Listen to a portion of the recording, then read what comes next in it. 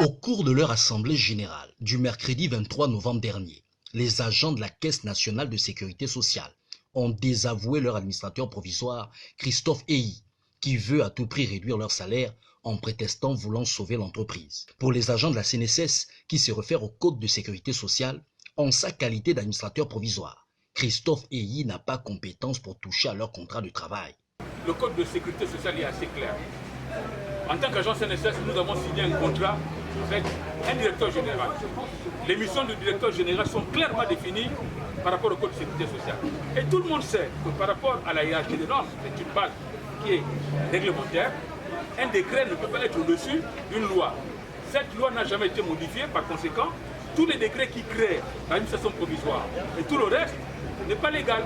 Et dans ces missions, le comité de suivi et de contrôle a cette mission de suivi et de contrôle.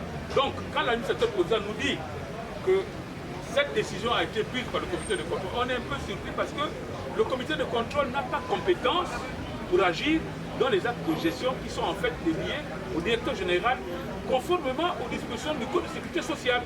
Donc par rapport à ça, tout ce qui se fait est illégal. Face à cette violation du droit par l'administration provisoire et le comité de suivi et de contrôle, les agents de la CNSS promettent saisir les autorités compétentes. Nous allons nous constituer, parce que nous avons le droit de poursuivre au niveau du Conseil d'État toutes les actes qui ont été posés par ceux qui sont dans les différentes commissions créées par ces décrets qui sont en dessous sur le plan normatif de la loi qui est le Code de sécurité sociale qui régit le fonctionnement de la CNSS, également les statuts de la CNSS.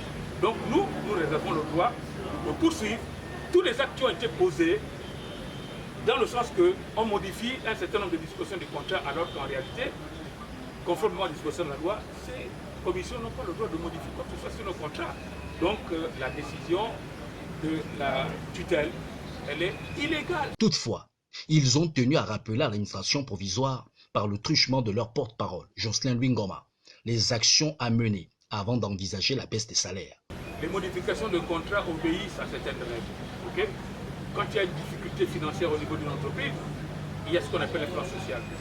Avant d'arriver au plan social, parce que le plan social met en exergue un ensemble de dispositions, notamment la réorganisation, la modification d'un certain nombre de postes, la fermeture d'un certain nombre de postes pour baisser les charges.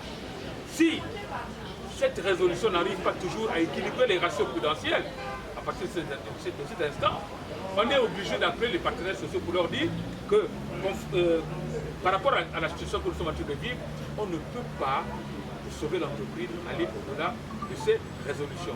On s'entend et on trouve ensemble les dispositions consensuelles qui nous permettent de sauver l'entreprise. Nous n'avons jamais été associés à quelque débat que ce soit. Et c'est ça que nous reprochons un peu à l'administration, à la tutelle. En définitive, si l'administration provisoire ne tient pas compte de leurs revendications, les agents de la CNSS réitèrent leur détermination d'entrer en grève.